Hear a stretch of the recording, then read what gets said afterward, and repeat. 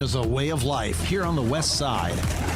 From beach days to thunderstorms and everything in between. Tonight, Fox 17 meteorologists are diving in to show you how this big body of water impacts our daily weather, wallets, wildlife, water supply, and the waves we swim in. Water to weather, the Great Lake Effect starts now. Thanks for joining us today, everybody. I'm Fox 17 Chief Meteorologist Kevin Craig along our beautiful Lake Michigan shoreline here in Holland.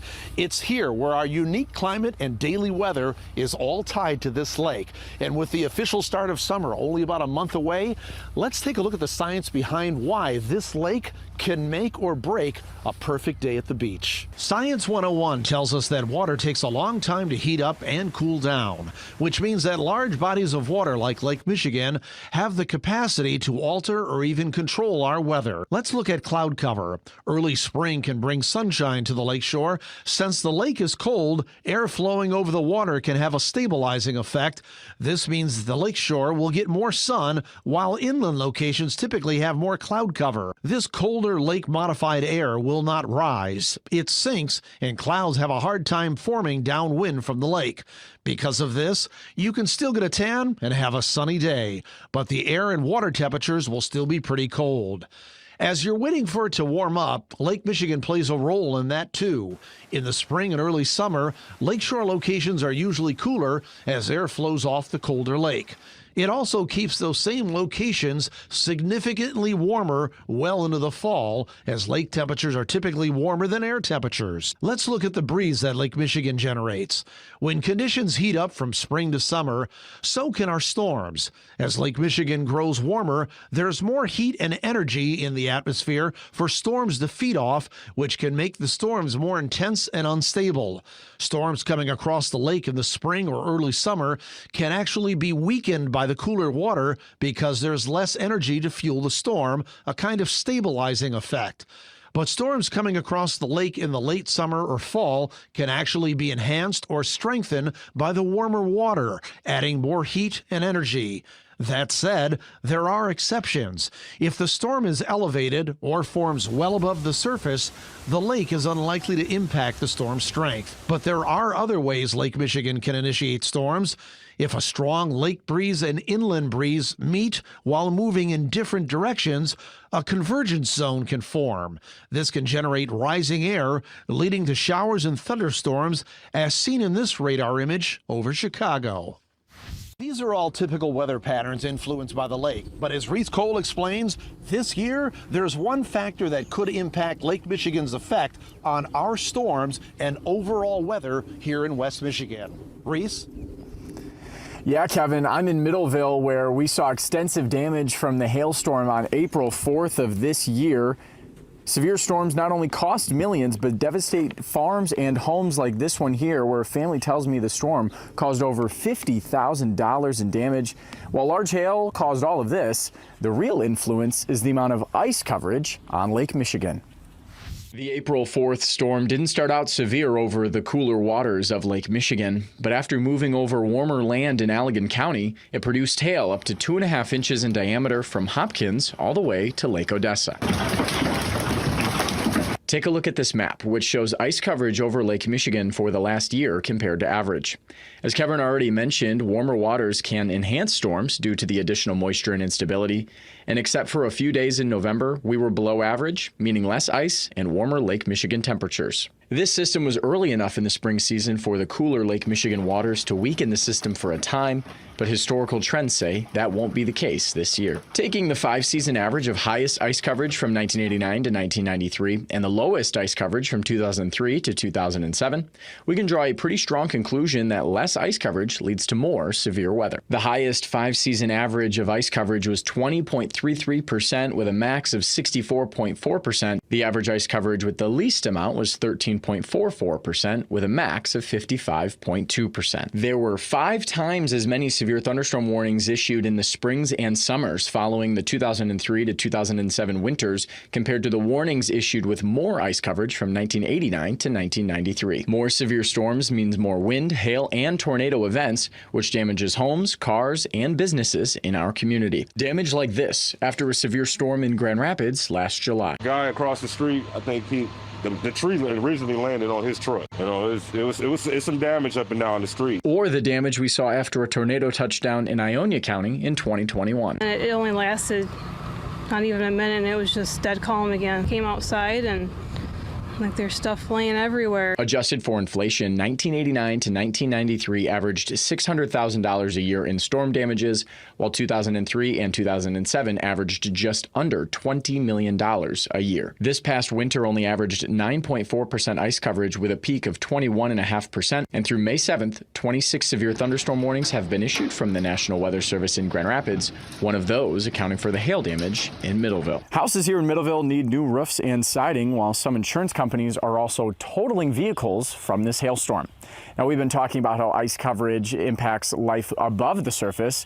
We'll go to Haley Vaughn, who explains how it's impacting wildlife beneath the surface. Reese, according to the Great Lakes Fishery Commission, there are 139 native species that call the Great Lakes home. Coming up, we're taking a deeper dive into the water to talk about the effects for fish in the Great Lakes and in our inland lakes as well.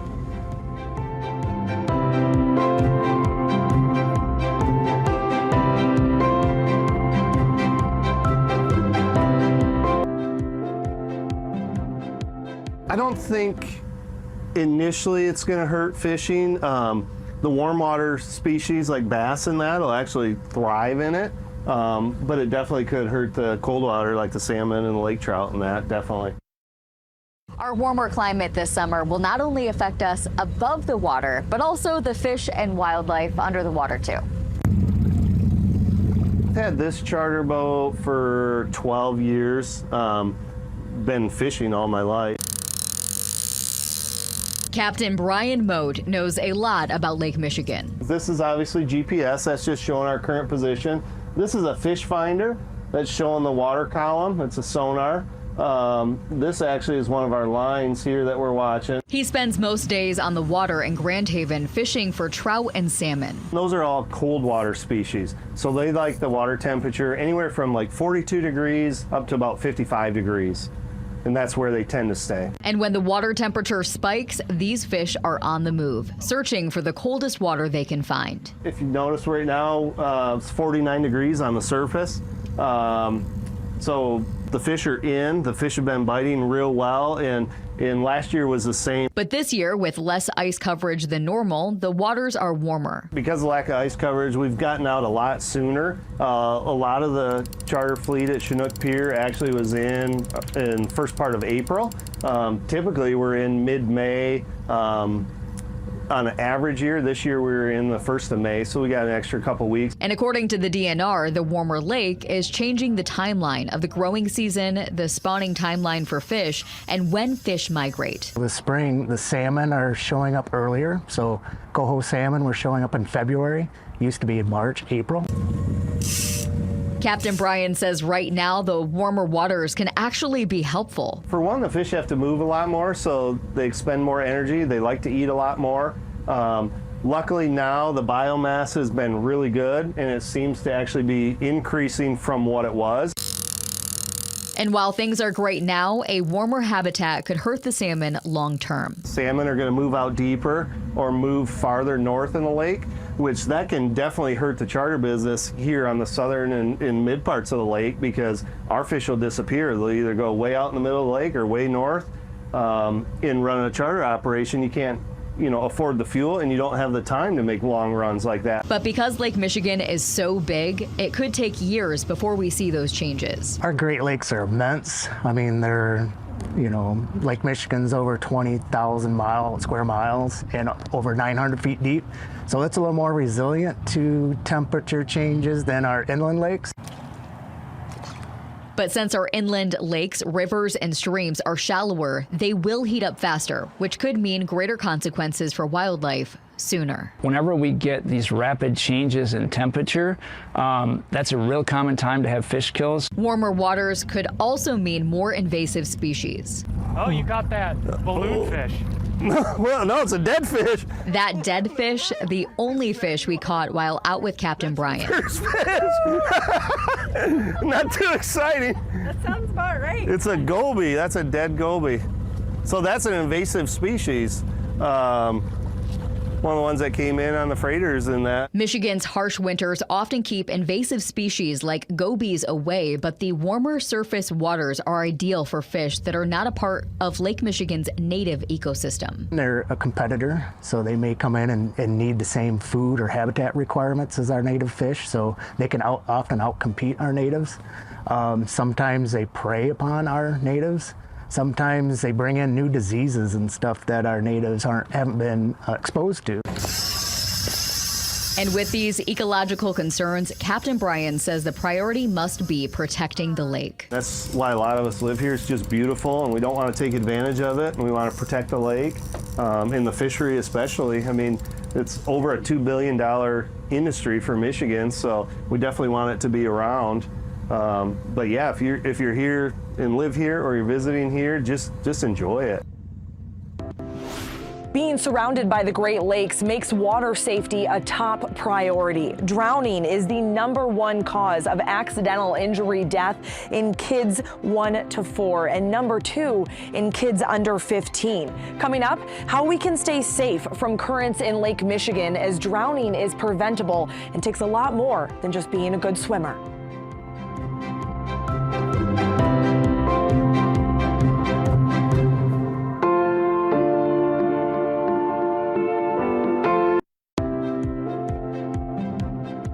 During our warmer months, we spend a lot of time around Lake Michigan. Michigan is the only state touching 4 Great Lakes, making water safety a top priority.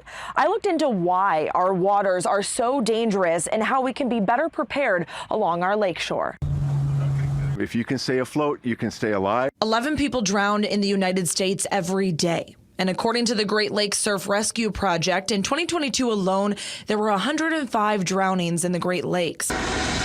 43 happening in Lake Michigan, making it the deadliest of all. We see many caused by different types of currents generated by the wind racing across or along the lake. People think that this is a lake, and it is, but it's far more like an inland sea than it is like a lake.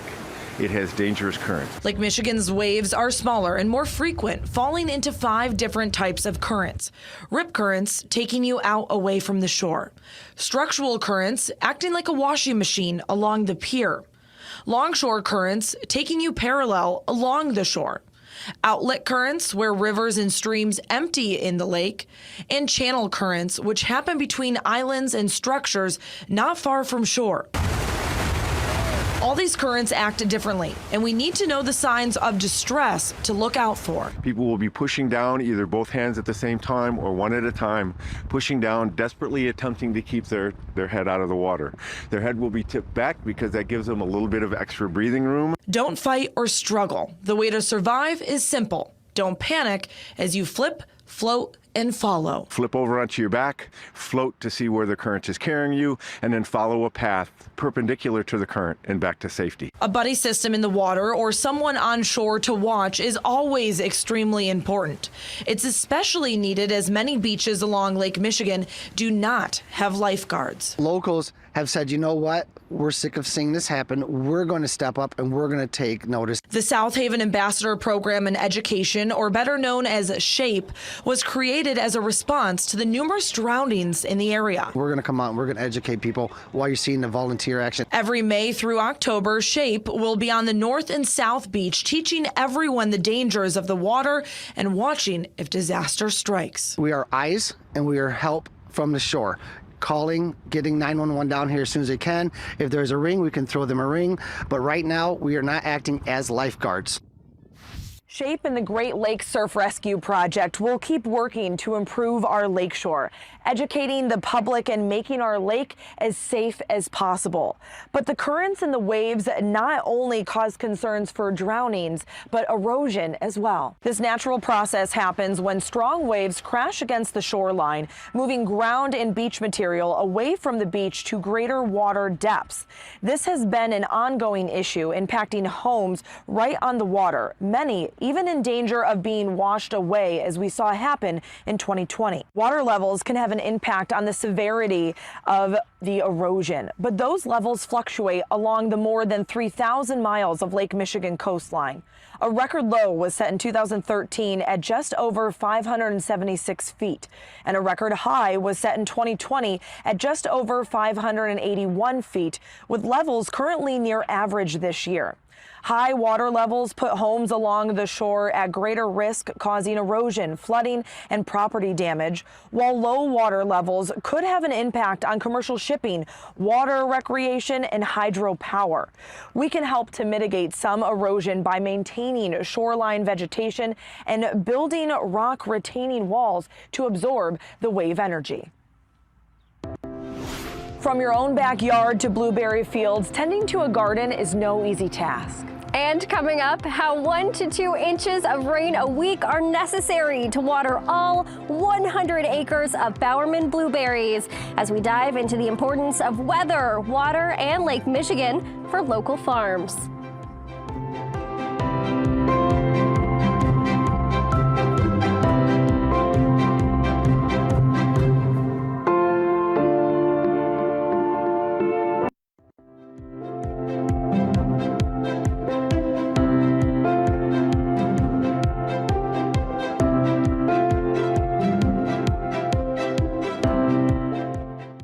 Pretty soon we're going to move into bloom, where all the flowers will come out and pollination. We'll bring in about 400 hives of honeybees. They'll come out and pollinate all of them, and then we'll go from that into small green fruit, and then they'll start to ripen into big, beautiful blueberries.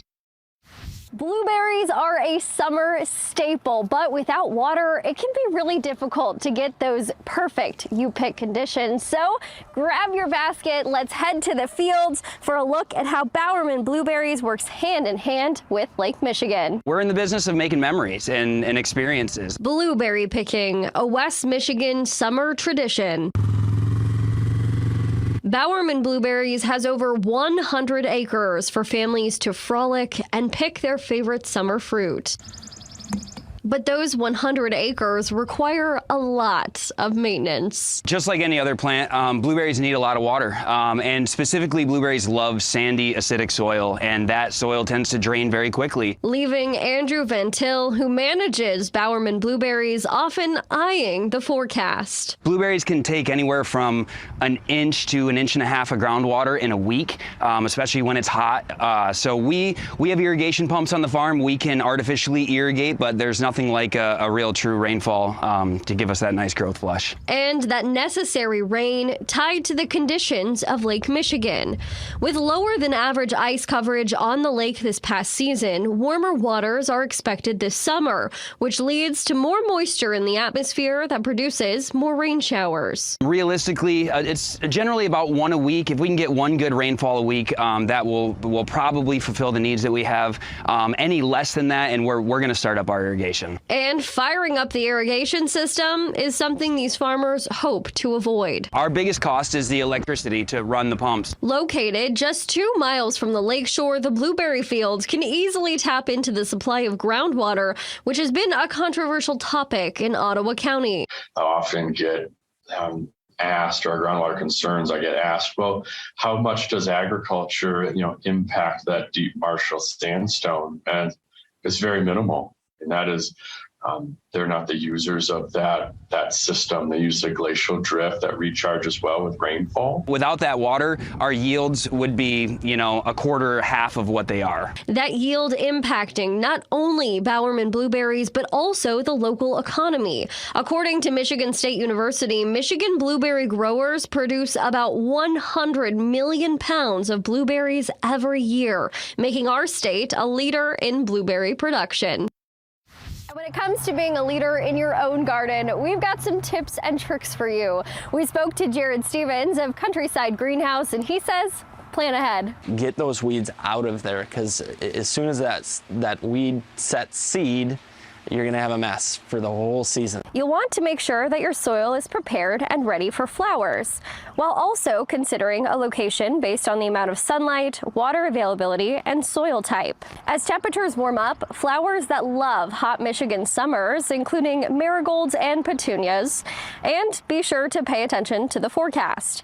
If we have a drop in temperatures, you can haul the plants inside or toss a sheet over them, but some hardy plants can handle a little chill. But as we leave behind May and look ahead to summer, Chief Meteorologist Kevin Craig joins us to explain what we can expect this season in West Michigan. So we've seen the different ways that Lake Michigan can affect or impact our climate and weather. But what most of us may be wondering is, what can we expect this summer? Meteorologists and climatologists at the National Weather Service put long-term forecasts together throughout the year.